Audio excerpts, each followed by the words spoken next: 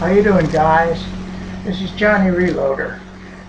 I just picked up a lead hardness tester of SAECO. It cost me about $150 through mid-USA. Now, this is basically the tester itself. It's a anodized aluminum housing, machined very well. That's a scale which I'll get into in a few minutes. Now, here, as you can see, and I'm going to point to this for you so you can see it, there's a little point right at the end of this, right there, that point. It's like a prick punch point. Now, that's what's going to pierce the nose of the lead bullet that you've made. It needs a diameter of 3/16 so that you get an accurate reading. Now, the base of the bullet that you made is going to go right in there. Now, there's steps in there so it fits in very nicely. The whole problem with this video is that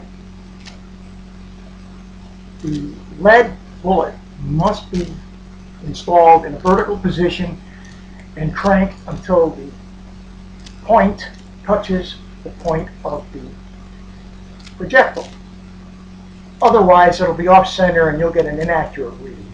So give me a second, and I'm just going to take this projectile right here, and I'm going to install it the proper way. As you can see, doing it this way will just about be impossible. As you can see, I've installed the lead right here. Now, the base is going in here. There's little steps for different calibers in here. It takes up to a 45 caliber, although I use my 454 here also, which is a 45 caliber. If you look forward here, that point, which you can just barely see, is touching the nose of the lead. Now, there's a screw thread in back of it. Further back, here's the knob. It's knurled, and this is how you're going to test the lead hardness. You test the lead hardness by screwing in the thread. Now, slowly but surely, I'm going to screw it in until this lower line, let me show you a little better here. This lower line right here matches up with the one on the housing itself, the anodized gold aluminum. Now I'm going to start cranking. Now you watch what happens. I'm going to bring it up here like this so that you can see it even a little better. Now you can see the projectile is rotating, which means the punch, that sharp point, is piercing the lead. And you can see the scale, lower scale, is moving. That line is getting closer and closer with the mark on the gold edge. Now, it's pretty close. What I like to do, instead of looking at it this way, is I basically like to take a look at it like this and see how well it lines up. Now, I cranked it in just a touch more, and as you can see, it lines up real good. And now, how do we read it? Well, the first thing we do is we look over here on the lower scale, and we see the one mark beyond the 0. So that means it's going to be somewhere between 0 and 10. Now, what you do here is you start looking, does this one line up with this line? We have to get a top line and a lower line that match. And as we get down here, we get the 5, it still doesn't line up, 6, 7, 8. Well, it's a little more than 8, but just a real touch hair less than 9. So 9 is going to be the number that we have to look up on the direction sheet, which came with the tester. As I said before, we're going to use the chart on the back of the directions.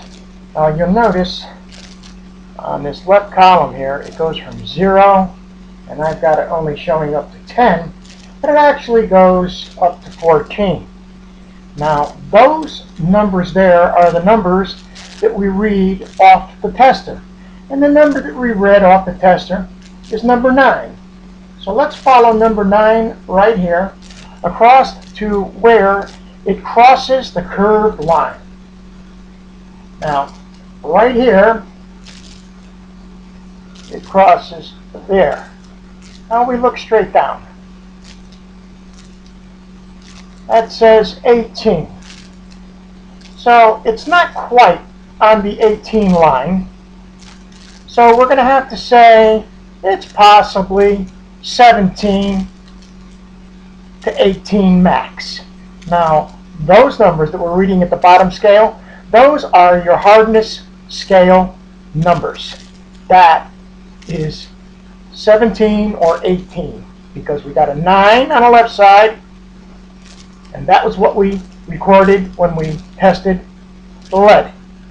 It crosses the curved line, you follow it down, it shows you number 18.